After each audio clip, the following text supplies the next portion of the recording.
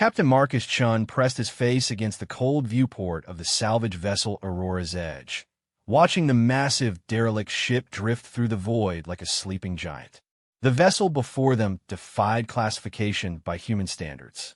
Its hull stretched nearly 3 kilometers from bow to stern, covered in organic-looking plates that seemed to pulse with bioluminescent veins, even in death. Sensors are picking up trace power readings from the lower decks, reported Lieutenant Sarah Kim from her station. Whatever happened here, some systems are still online. Marcus nodded grimly. 3 weeks ago, this ship had been broadcasting distress signals across 17 different frequencies before going silent. The Terran Salvage Union had dispatched the Aurora's Edge to investigate, but what they'd found was a ghost ship drifting in the neutral zone between human and Zephyrian space. The Zephyrians were an insectoid species known for their aggressive territorial behavior and advanced biotechnology.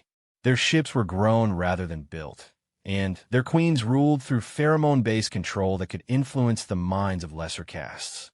Humans had maintained an uneasy peace with them for the past decade, but incidents still occurred along the border worlds. "Sir, I'm detecting life signs," Kim called out, her voice tight with concern. "Faint, but definitely there. Something big is still alive on that ship." Chief Engineer Rodriguez looked up from his console, his weathered face creased with worry. "Boss, I don't like this. Zephyrian bio ships don't just go dark unless something catastrophic happened. And if there's still life aboard, then there might be survivors who need help," Marcus finished. "We have a legal obligation under the Galactic Salvage Code to render assistance to any living beings we encounter." The salvage crew of 12 had worked together for 5 years, picking through the debris of space battles and failed colonies. They'd seen their share of horrors, but something about this particular vessel made everyone nervous. The ship's design was unlike any Zephyrian craft in their databases, with twisted spires and chambers that seemed to follow no logical engineering principle. "Docking protocols engaged," announced Navigator Torres. "We're coming up on what looks like a primary airlock. Though it's unusual, the airlock appeared to be a sphincter-like opening in the ship's hull, surrounded by what looked like teeth. As the Aurora's Edge approached, the opening dilated with a wet, organic sound that transmitted through the hull vibrations. "Jesus," whispered Specialist Jackson, the team's xenobiologist. "It's like the ship is alive." "All Zephyrian vessels are partially alive," Marcus reminded them. "Their technology is based on controlled evolution and genetic modification. Just because it looks scary doesn't mean it's dangerous." But even as he said the words, Marcus felt a chill run down his spine. He'd dealt with Zephyrian vessels before, and while they were always unsettling to humans, this one felt different. Wrong somehow. The boarding party consisted of Marcus, Kim, Rodriguez, and Jackson, along with Corporal Hayes from their security detail. They wore full environmental suits with 12 hours of air, just in case the ship's atmosphere was compromised.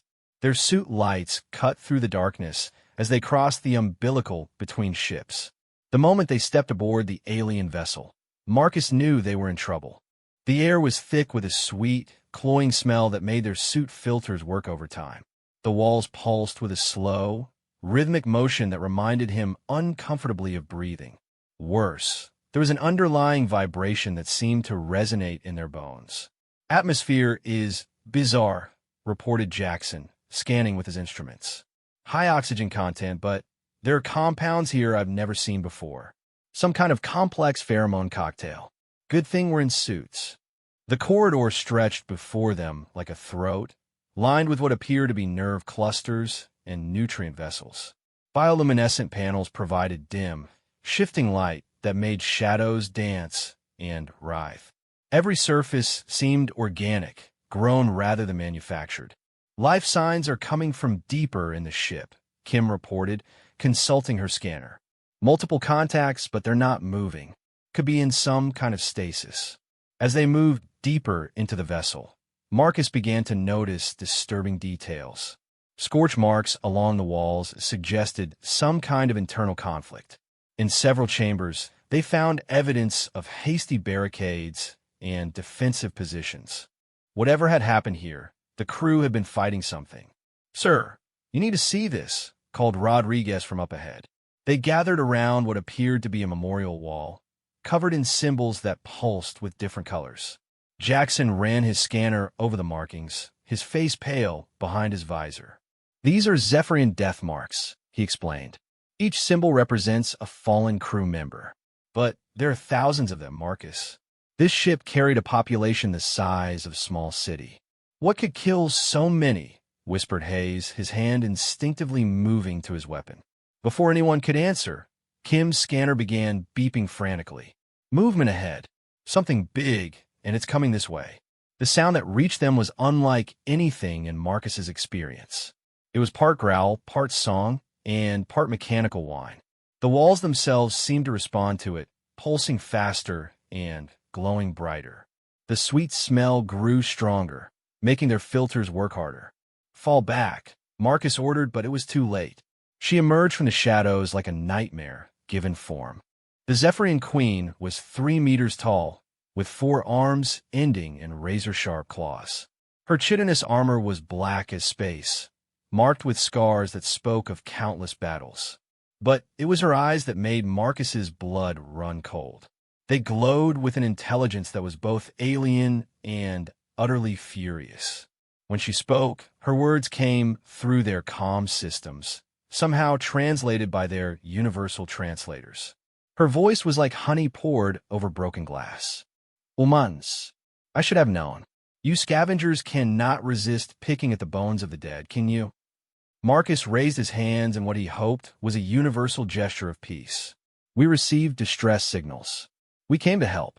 The Queen's laugh was like the sound of breaking crystal. "Help? You came to steal, as your kind always does. But you have made a grave error, little mammals. You chose the wrong passage. We don't want any trouble," Marcus said carefully. "If you're in distress, we can assist with repairs or evacuation." Distress. The Queen's mandibles clicked in what might have been amusement. "I am Enelthara, first Queen of the 7th Brood, destroyer of the Terran colony at Kepler 442. This ship contains the genetic legacy of my entire lineage. We are not in distress, human. We are in mourning." The implications hit Marcus like a physical blow. The Kepler 442 incident had been a massacre, with over 50,000 human colonists killed when a Zephyrian battle fleet had attacked without warning.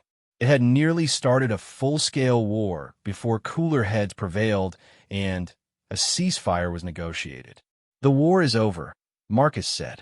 The ceasefire is a lie," Enelthara shrieked, her voice making the walls pulse faster. "Your kind murdered my children while they slept. Poisoned their breeding chambers with your chemical weapons. Every egg in this ship is dead because of human treachery." Rodriguez grabbed Marcus's arm. "Boss, we need to go. Now." But the Queen was already moving, her 4 arms spreading wide as she advanced down the corridor. Behind her, the walls began to writhe and change, revealing hidden passages and chambers filled with shapes that Marcus didn't want to examine too closely. "You came here thinking to rob the dead," Enelthara said, her voice dropping to a whisper that somehow carried perfectly through their comm systems. "But you have stumbled into the tomb of queens, and now you will join my children in eternal sleep." The attack came without warning. Enelthara moved faster than anything that large should be able to, closing the distance between them in a heartbeat. Her claws raked across Hayes's chest plate, sending sparks flying as she bowled him over. Kim tried to raise her scanner as a shield, but one of the Queen's secondary arms batted it aside like a toy. "Run!" Marcus shouted, grabbing Kim and hauling her to her feet. Back to the ship. They ran through corridors that seemed to shift and change around them, as if the ship itself was trying to trap them. Behind them, Enelthara's roar echoed through the passages, accompanied by the sound of rending metal and breaking equipment. Jackson stumbled and fell, crying out as something sharp caught his leg. Rodriguez hauled him upright, blood already seeping through the tear in his suit. "Atmosphere breach," Jackson gasped. Can't breathe properly." The sweet smell was stronger now, seeping through the breach in Jackson's suit. Marcus could see his teammates' eyes beginning to glaze over, his movements becoming sluggish. It's the pheromones, Marcus realized. She's trying to drug us. They reached a junction, and Marcus made a quick decision. This way, if we can reach the outer hull, we can signal for extraction. But as they turned the corner, they found their path blocked by something that made them all freeze in horror. The corridor ahead was filled with cocoons, each one roughly human-sized and pulsing with a sickly light. Some were old and withered, but others looked fresh. Previous salvage crews, Kim whispered. Oh God, how many ships has she taken?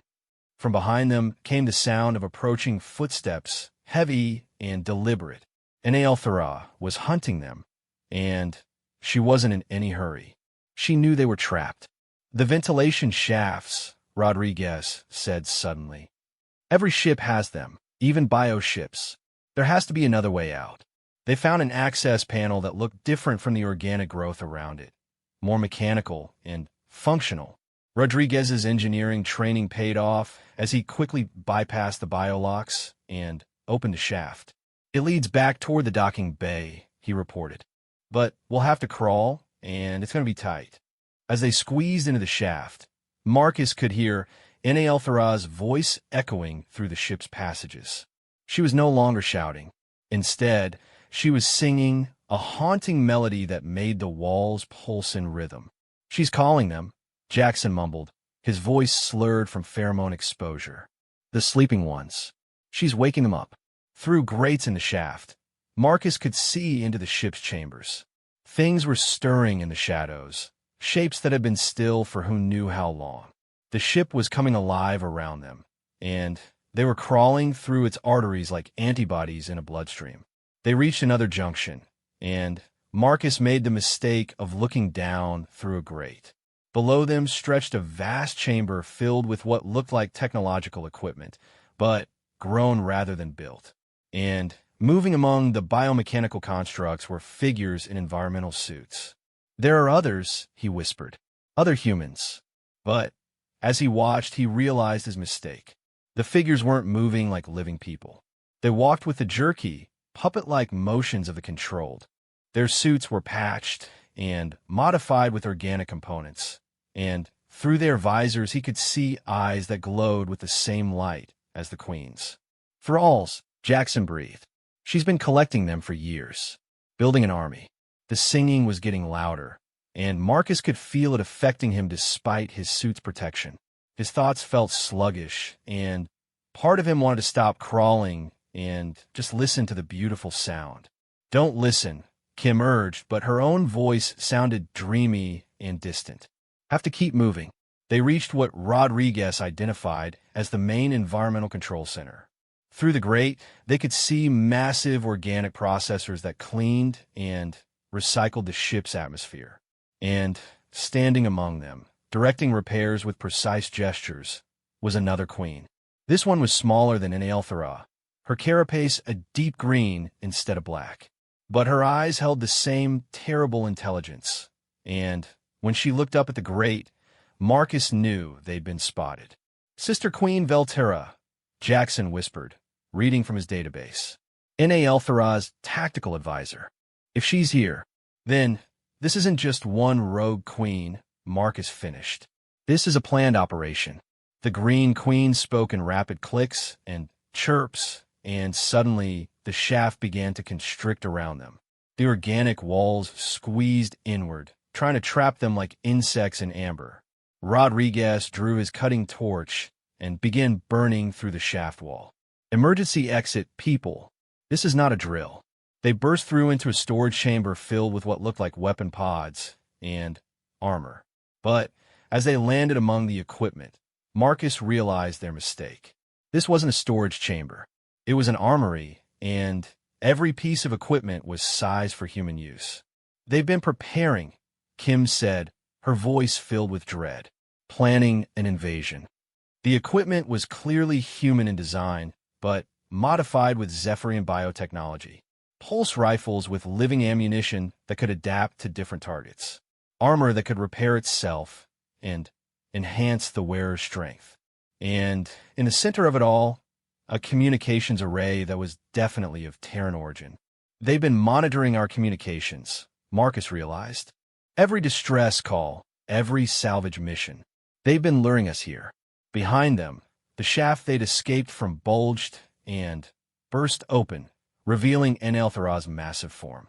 She squeezed through the opening with fluid grace, her eyes fixed on the humans with predatory intensity.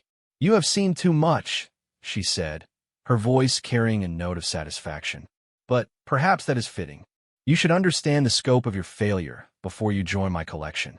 Marcus backed toward what he hoped was another exit, but found his path blocked by the Green Queen, Velterra. She chittered something in her native language, and Enelthara responded with what sounded like amusement. "My sister suggests we keep you conscious for the conversion process," Enelthara translated helpfully. "She believes your terror will make the neural integration more complete." The others, Marcus said desperately, playing for time. "My crew aboard my ship. They'll come looking for us." "Oh, I do hope so," Enelthara purred. "Fresh subjects are always welcome. And your ship's computer core will make an excellent addition to our fleet's navigation network." She gestured with one clawed hand, and the walls began to exude a thick, viscous fluid. Where it touched their suits, the material began to dissolve. "The conversion begins with exposure to our atmospheric blend," Velterra explained in accented but clear English. "First, your minds will become malleable. Then, we begin the physical modifications. You will retain your memories, your skills, but your loyalty will belong entirely to us." Marcus felt the suit breach spread across his chest, and immediately the sweet smell grew stronger. His vision began to blur around the edges, and he could feel his thoughts becoming fuzzy and distant. Through the growing haze, he saw Rodriguez collapse to his knees, his suit integrity completely compromised. Kim was leaning against a wall, giggling softly as the pheromones took hold.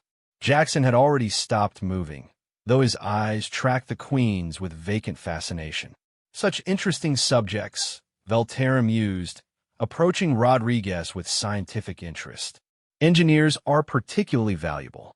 They adapt so well to biotechnological integration." Marcus tried to reach for his emergency beacon, but his arms felt like they weighed 1,000 kilograms each. The queens watched with patient satisfaction as their newest specimens succumbed to the carefully crafted atmosphere cocktail. "Rest now," Enelthara said softly. "When you wake, you will understand your true purpose. You will help us take back what humanity stole from us. Every world, every colony, every ship will burn until justice is served." As consciousness faded, Marcus heard one last sound. His emergency beacon finally activating, sending a burst transmission back to the Aurora's edge. It wasn't much, but maybe Lieutenant Torres would be smart enough to run instead of mounting a rescue mission. But somehow Marcus doubted it. Humans were notoriously bad at abandoning their own, even when it was the smart thing to do. And as the darkness claimed him, he realized that might be exactly what the queens were counting on. The last thing he saw was Enelthara's face, her mandibles spread wide in what might have been a smile. Then the world went dark, and the conversion began. Lieutenant Elena Torres stared at the emergency beacon display, her heart pounding as she processed the fragmented transmission. The signal had lasted only 12 seconds before cutting out, but the biometric data it contained painted a terrifying picture. Captain Chun and his boarding party were alive, but their vital signs showed severe neurological disturbance. "Ma'am, we're receiving another transmission," reported Communications Specialist Park, his voice tight with concern. "It's different." The voice that came through the speakers was Captain Chen's, but wrong somehow. His usual confident tone was replaced by something dreamy and distant, like someone talking in their sleep. "Torres, this is Chun. Mission parameters have changed. The Zephyrian vessel requires extensive assistance. Prepare the ship for extended docking procedures. All crew members are to board the alien vessel for integration assessment. Torres felt ice water in her veins. That's not the captain. Not really. She'd known Marcus Chun for 3 years, had served under him on dozens of salvage operations. The man speaking wasn't giving orders, he was reciting them. Someone else was pulling the strings. Sensors show massive power spikes throughout the alien vessel, reported Ensign Walsh from the science station. Whatever was dormant before is definitely awake now. The Aurora's edge shuddered as something impacted their hull. Through the viewports, Torres could see tendrils extending from the alien ship, biomechanical appendages that were trying to establish additional connection points. They're trying to merge the ships, she realized. All hands to emergency stations. Prepare for immediate departure. But, as she reached for the separation controls, the ship's computer announced a priority override. Captain Chen's voice filled the bridge, still carrying that wrong, dreamy quality. Negative on departure, Lieutenant Torres. All personnel will report to the alien vessel for processing. This is a direct order. Torres gritted her teeth. The override codes were valid, which meant Chun was alive enough to provide them. But she'd rather disobey a dozen direct orders than walk into whatever trap was waiting aboard that ship. Computer, this is Lieutenant Torres assuming command under Article 7 of the Salvage Code. I'm declaring Captain Chen mentally compromised and relieving him of duty. Unable to comply, the computer responded. Captain Chen's biometrics indicate full cognitive function, which was technically true, Torres realized with growing horror. Whatever they'd done to him, they'd been careful to preserve his brain function while subverting his will. He could pass any basic competency test while being completely under alien control. Ma'am, Walsh called out urgently. I'm detecting new movement in the alien ship. Multiple large life forms heading toward our docking point. Torres made a command decision that would either save her crew or doom them all. All hands, this is Torres. Emergency Protocol 7 is now in effect. Seal all bulkheads and prepare for hostile boarding action. Emergency Protocol 7 was something they drilled but never expected to use. It assumed the ship was under attack by unknown forces and authorized the use of deadly force to repel boarders. More importantly, it locked out all command codes except those held by the current commanding officer. The ship's computer chimed acknowledgement, and Torres felt the subtle vibration as emergency bulkheads slammed shut throughout the vessel. Whatever came through that docking tube would have to fight for every meter. Torres, Chen's voice came through the comm again, but this time there was an edge to it. You are acting against direct orders. Stand down and report for processing. Sorry, Captain, Torres muttered, switching off the comm channel. But I've seen enough zombie movies to know how this ends. She turned to her remaining crew.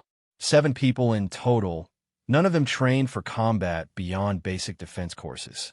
Walsh was barely out of academy. Park was a tech specialist, and the others were maintenance and support staff. Against alien creatures that had overpowered a full boarding party, they didn't stand a chance in a straight fight. But Torres had something the aliens probably didn't expect. Intimate knowledge of her own ship, and a complete willingness to destroy it rather than let it fall into enemy hands. Walsh, I need you to access the Emergency Protocols database. Find me everything we have on ship sterilization procedures. The young ensign went pale. Ma'am, those procedures are designed to prevent contamination in the event of biological hazards. They involve flooding the ship with, I know what they involve. Torres cut him off. Park, I need you to monitor the alien ship systems. Any changes in power output, any new signals, I want to know immediately.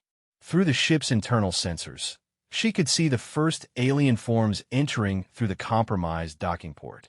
They moved within human grace, their chitinous armor gleaming under the corridor lights. But what made Torres's stomach turn was the sight of human figures walking among them. Captain Chun led the group, his movements puppet-like, but purposeful. Behind him came Kim, Rodriguez, and the others, their eyes glowing with the same unnatural light Torres had seen in the alien queen's gaze. They'd been converted, turned into living extensions of the alien will. Ma'am, Park reported, his voice shaking. "I'm detecting massive data transfers between the alien ship and our computer core. They're downloading everything. Navigation data, crew records, fleet positions." Torres cursed under breath. If the aliens got access to their databases, they'd know the location of every human colony and shipping route in 3 sectors. The information was encrypted, but if they had Chin's access codes. "Cut all connections to the main database," she ordered. "Emergency purge protocols. Authorization Torres 77 Alpha." "Ma'am, that will delete everything," Walsh protested. "All our records, our navigation charts, even personal files." "Better than handing them a road map to Earth," Torres snapped. "Do it." As a computer began its emergency purge sequence, alarms began blaring throughout the ship. On the security monitors, Torres could see the converted crew members moving through the corridors with alien efficiency. They weren't searching randomly. They knew exactly where they were going. They have Chen's knowledge, she realized. They know the ship as well as he does. A new sound echoed through the hull, a rhythmic pulsing that seemed to resonate in their bones. Through the viewports, Torres could see changes happening to the alien vessel. New structures were growing from its hull, reaching toward other ships in the area. "Ma'am, I'm detecting 3 more vessels approaching," Park reported. "They're broadcasting human identification codes, but they're not responding to hails," Torres finished. More converted ships. The trap was bigger than they'd realized. The alien queens weren't just targeting individual salvage crews. They were building a fleet of converted vessels, using human technology and knowledge to spread their influence throughout known space. The first bulkhead breach came sooner than expected. Chen's voice echoed through the corridors, still maintaining that horrible parody of calm authority. "Torres, you're making this more difficult than necessary. Surrender now, and the conversion process will be gentle." Through the security feed, she could see him standing outside the emergency bulkhead, his hands moving over the control panel with mechanical precision. The aliens had given him tools, biomechanical devices that could interface directly with human technology.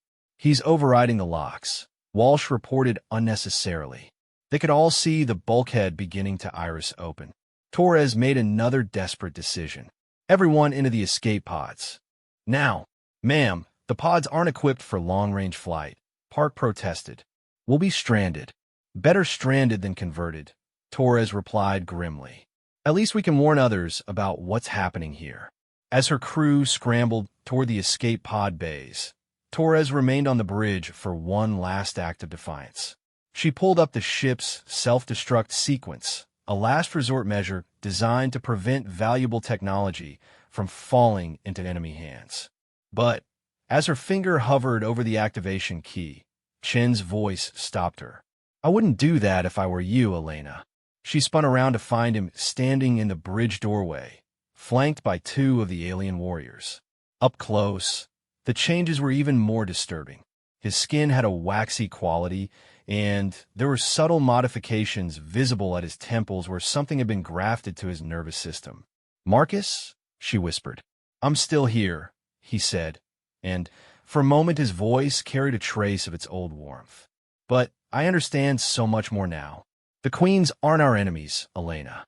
They're trying to save us from ourselves. By turning us into slaves. By giving us purpose," he corrected gently. "Humans are chaos, Elena. We destroy everything we touch. The queens can give us order, direction, unity." As he spoke, Torres could see one of the alien warriors moving toward the escape pod bay. Her crew was trapped. "The conversion process preserves everything that makes you human," Chen continued. "Your memories, your skills, your personality. You just gain clarity about your role in a larger organism." "And what role is that?" Chen's smile was genuinely warm, which made it even more terrifying. "Humans are excellent explorers, Elena. Natural scouts and infiltrators. With our help, the queens can establish peaceful contact with every species in the galaxy." "Peaceful?"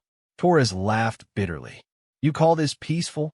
"Necessary," Chun corrected. The galaxy is full of conflict because each species pursues its own narrow interests. The queens can unite everyone under a single purpose. Through the security feed, Torres could see her crew being herded back toward the bridge by more converted humans and alien warriors. They moved with the same puppet-like precision as Chun, their faces showing no fear or resistance. "It doesn't hurt," Chun said softly, noticing her expression. "The neural integration is actually quite pleasant, like coming home after a long journey." Torres backed toward the self-destruct panel, but Chun shook his head. "The ship is too valuable to destroy, Elena. We need vessels that can operate in human space without raising suspicion. And we need crews who understand human technology and psychology." "I won't help you," Torres said firmly. "You will," Chun replied with certainty. "Not immediately, perhaps. Some individuals require more persuasion than others. But in the end, everyone joins the collective. It's simply a matter of finding the right combination of incentives and pressures." The alien warrior beside him chittered something in its native language, and Chun nodded. "Queen Elthara suggests we begin with your crew," he translated helpfully. "Their conversion will provide excellent motivation for your cooperation." Torres watched in horror as Park and Walsh were brought onto the bridge, their movements already showing signs of the alien influence. Their eyes were beginning to take on that telltale glow, and their faces showed the same dreamy expression Chun wore. "Stop this," she pleaded. "I can't," Chun said, and she heard genuine regret in his voice. "The process has already begun. But I promise you, Elena, once you understand what we're truly accomplishing here, you'll thank us."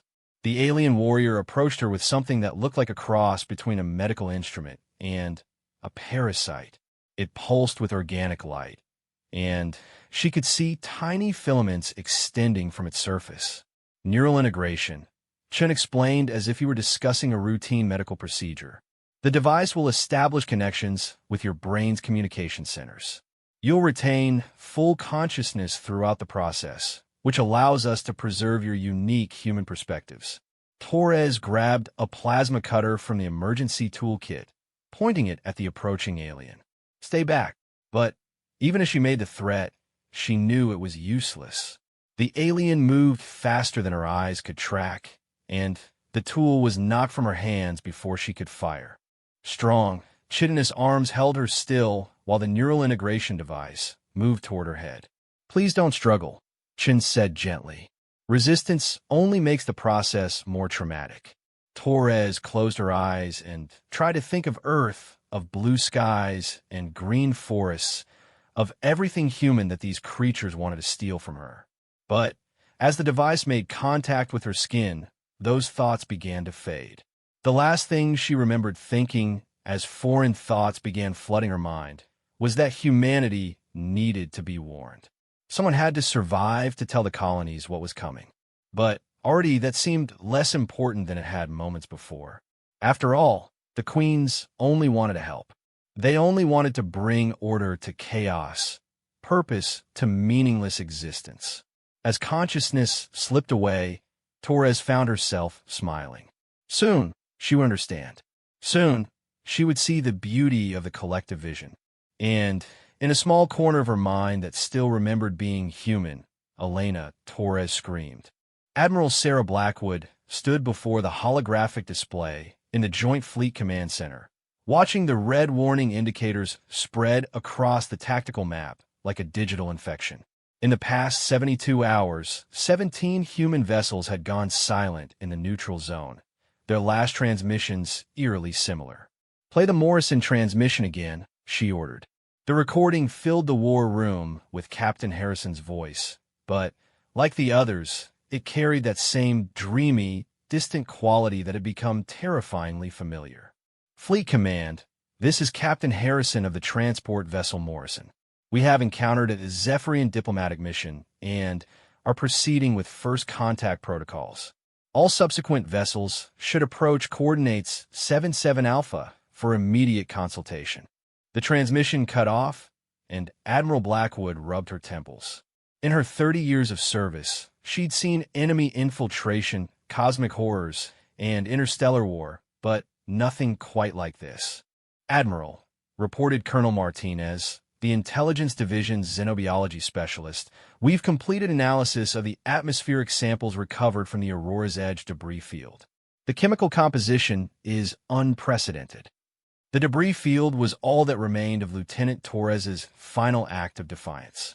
Somehow, she'd managed to overload the ship's reactor before complete conversion, denying the aliens both vessel and crew.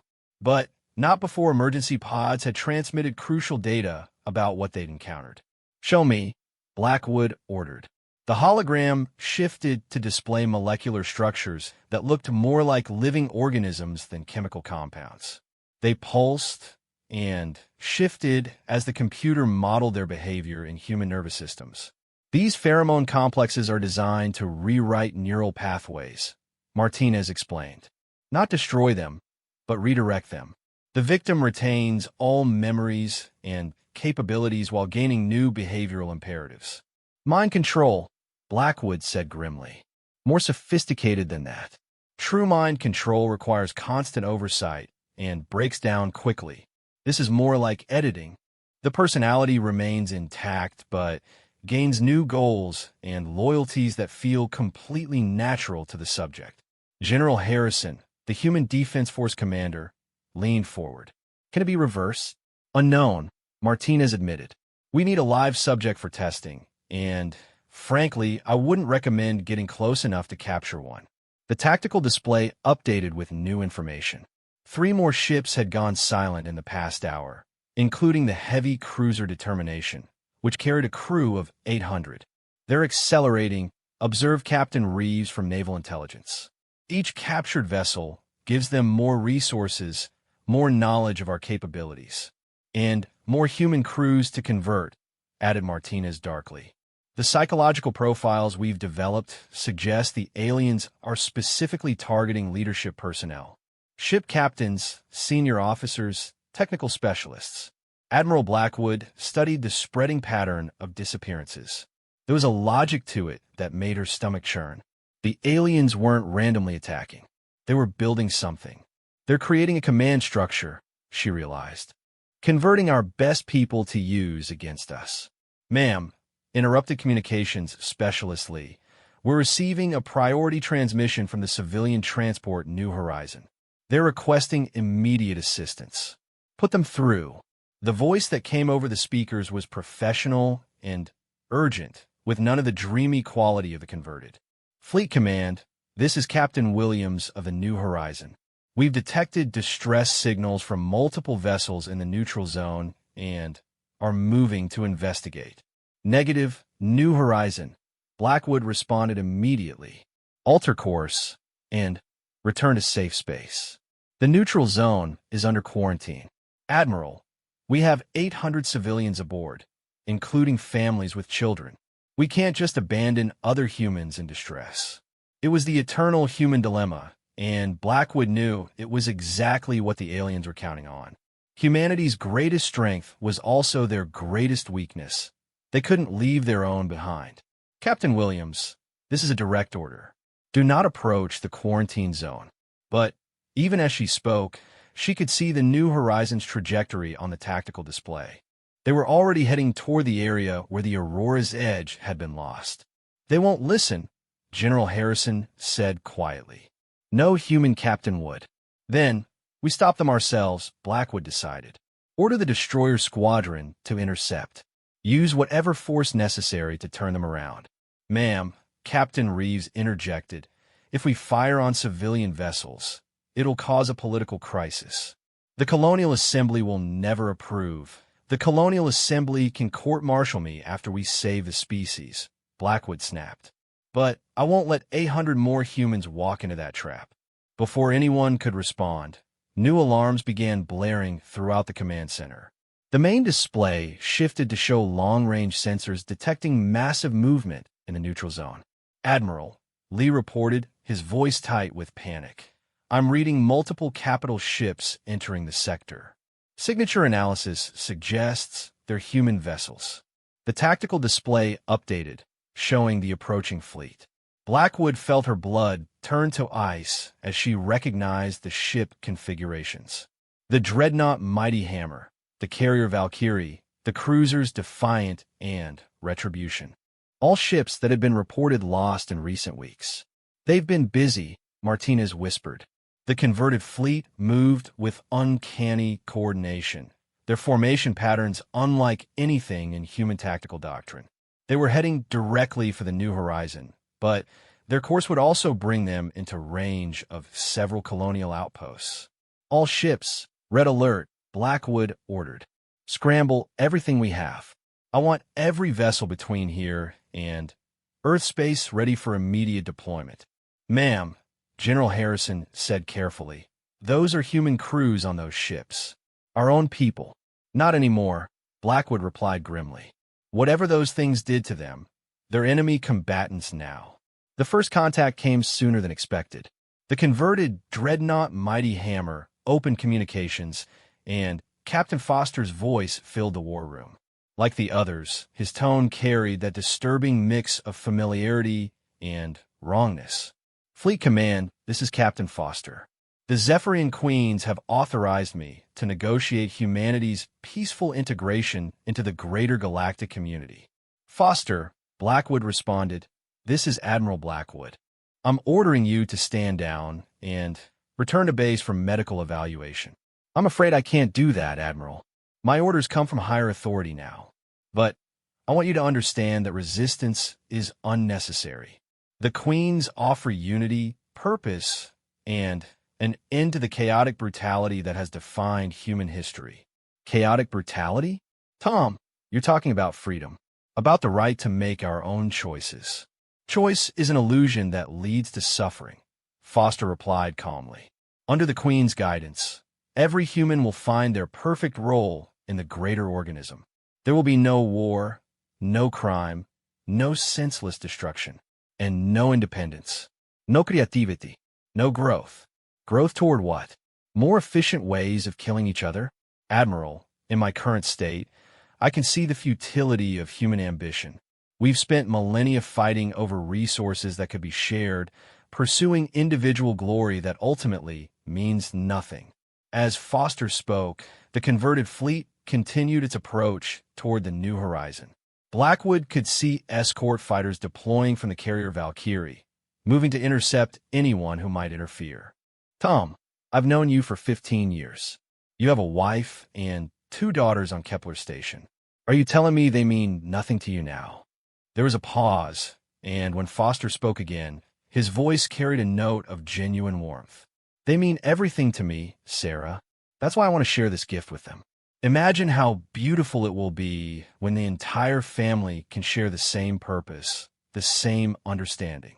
The horror of it struck Blackwood like a physical blow. The conversion didn't destroy love, it perverted it. These people still cared about their families and friends, but now they wanted to inflict the same violation on everyone they loved. We can make this easy, Foster continued. Order your ships to stand down, and the conversion process will be gentle. Fight us, and we'll still win, but more people will suffer in the process. Respectfully, Captain Foster, go to hell. I was afraid you'd say that. The converted fleet opened fire without further warning. But instead of targeting the human defense ships, they focused their attack on the New Horizon. The civilian transport shields flared and failed under the concentrated assault, leaving it defenseless. They're not trying to destroy it, realized Captain Reeves. Minimal damage, targeting engines and communications only. It was a masterful tactical decision. The New Horizon was disabled, but intact, its 800 civilians now hostages. Any rescue attempt would have to contend with both the converted fleet and the risk of civilian casualties. Sir, reported Tactical Officer Chun, boarding pods are launching from the Mighty Hammer. They're moving to capture the New Horizon.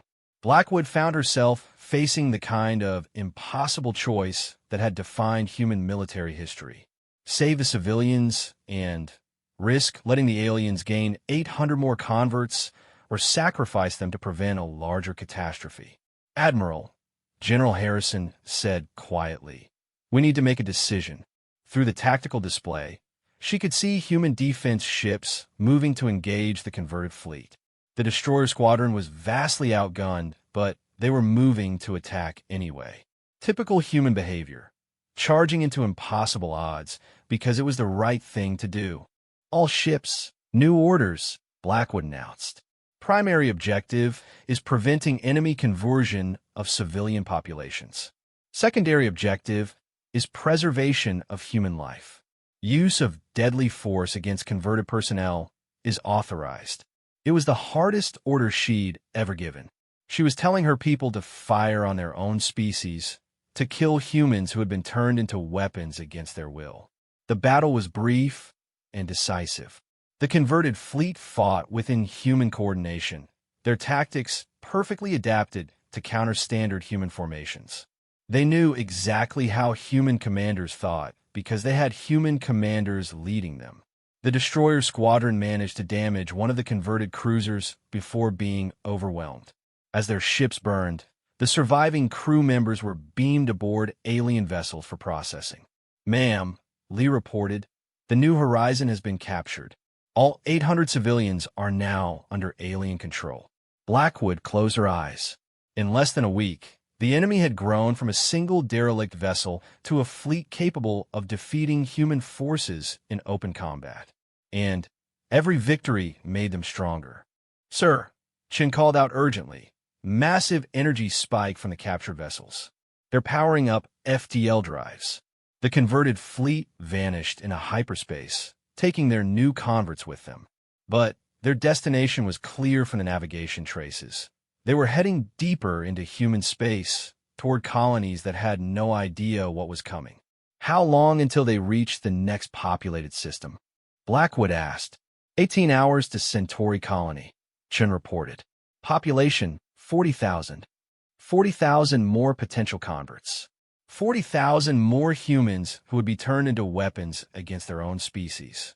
"Give me the Colonial Assembly," Blackwood ordered. "It's time to declare martial law." "Ma'am," interrupted Martinez, "I'm detecting something else. Long-range sensors are picking up additional movement in Zephyrian space. Multiple fleets converging on the border." The tactical display updated to show the new contacts. Dozens of ships, all heading toward human territory. But these weren't converted human vessels. These were pure Zephyrian bioships, each one capable of carrying thousands of warriors. It was never just about conversion, Blackwood realized with growing horror. They were buying time, gathering intelligence. This whole thing was preparation for invasion. The converted humans hadn't been the main attack. They'd been reconnaissance, a way to learn human tactics and psychology before the real assault began. And now, with converted human crews providing intelligence and coordination, the Zephyrian fleets were ready to strike. "Admiral," General Harrison said grimly, "we need to warn Earth. If those fleets reach the inner colonies." Blackwood was already reaching for the emergency communication system. Humanity had minutes, maybe hours, before the largest alien invasion in their history reached their doorstep. And thanks to the converted crews, the enemy would know exactly where to hit them where it hurt most. As she began composing the warning that would change human civilization forever, Admiral Blackwood couldn't help but think about Captain Shun and his salvage crew. They'd answered a distress call and inadvertently triggered the greatest crisis in human history. But maybe, just maybe, their sacrifice would give humanity enough warning to survive what was coming. Because if there was one thing humans were good at, it was turning impossible odds into victories through sheer bloody-minded determination. The question was whether determination would be enough against an enemy that knew them better than they knew themselves. Dr. Maya Patel had been working in her laboratory aboard Research Station Omega when the galaxy changed forever. The emergency broadcast from Admiral Blackwood had transformed every human settlement into a fortress preparing for siege. But while most humans were focusing on weapons and shields, Maya was pursuing a different kind of defense.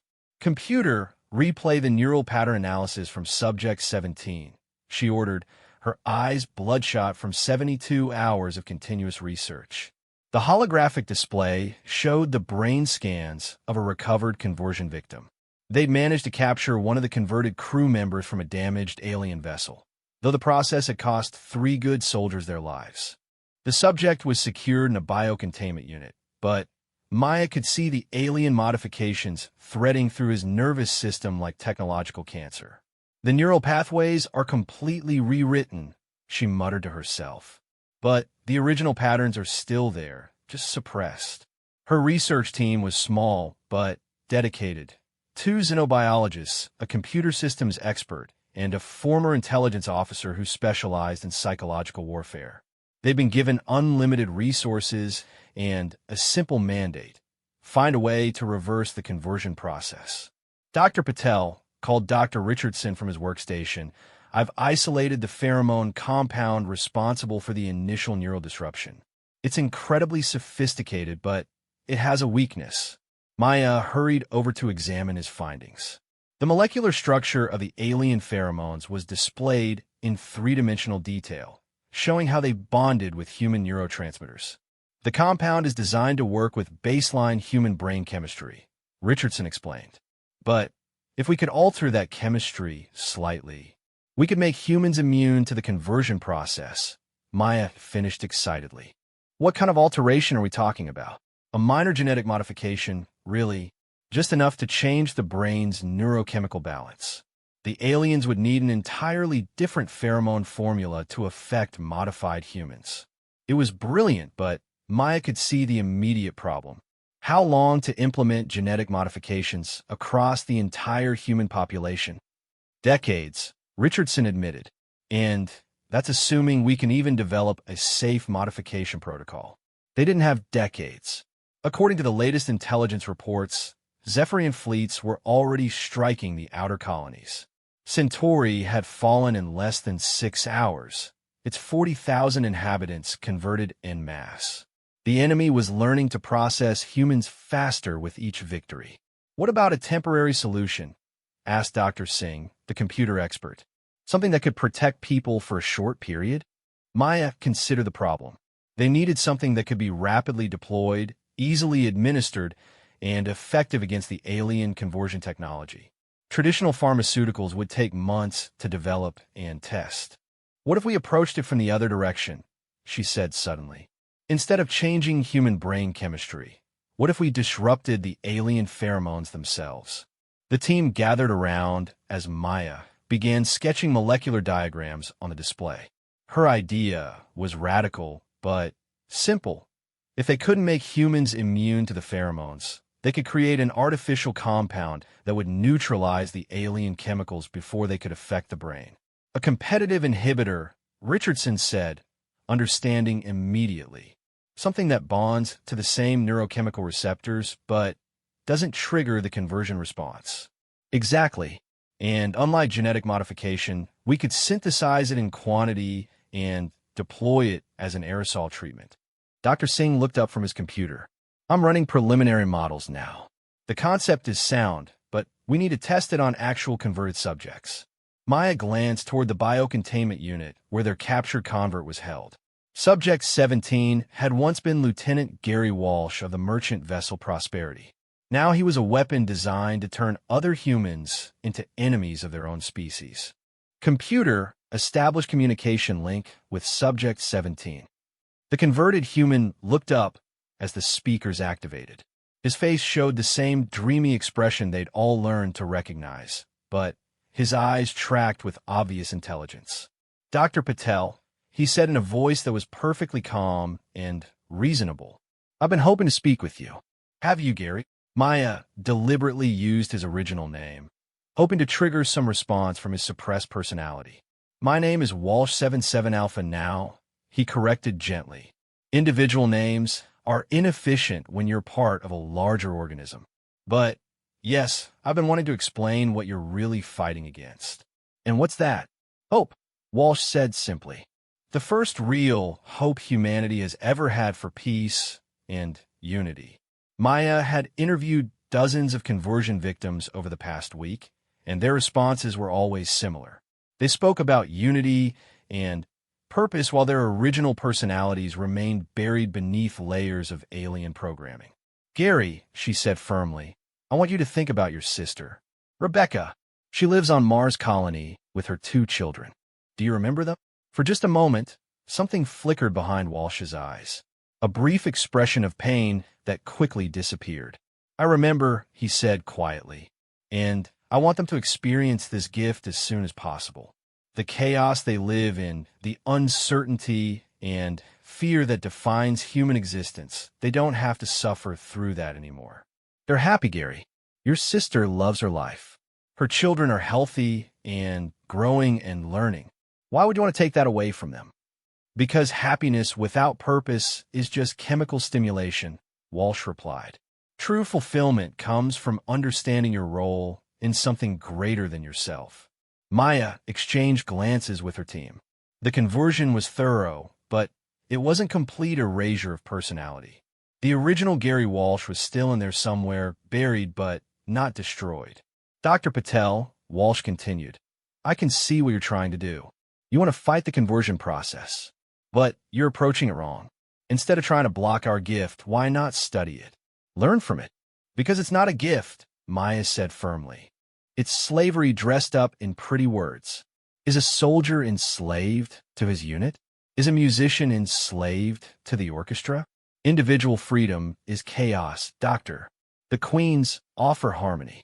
Maya cut the communication link, disturbed by how reasonable Walsh sounded.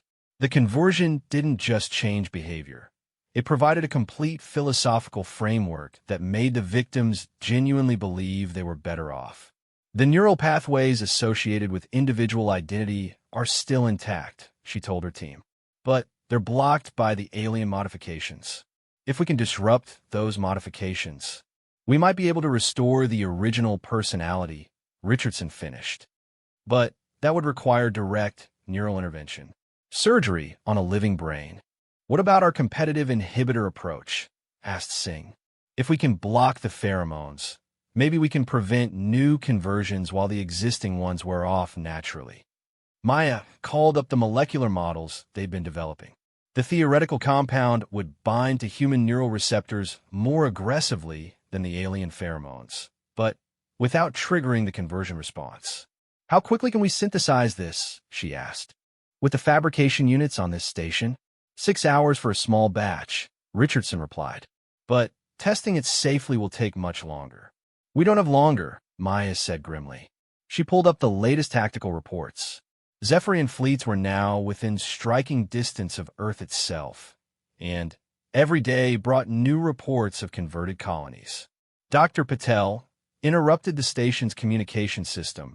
Priority message from Fleet Command. Admiral Blackwood's face appeared on the main display, her expression grim. Doctor, I need your team to accelerate your research timeline. We have intelligence that the aliens are planning a massive assault on Earth within 48 hours. Admiral, we've developed a theoretical counteragent, but we haven't had time to test it properly. Test it on me, Blackwood said without hesitation. Ma'am, the risks. Doctor, if Earth falls, the human species is finished.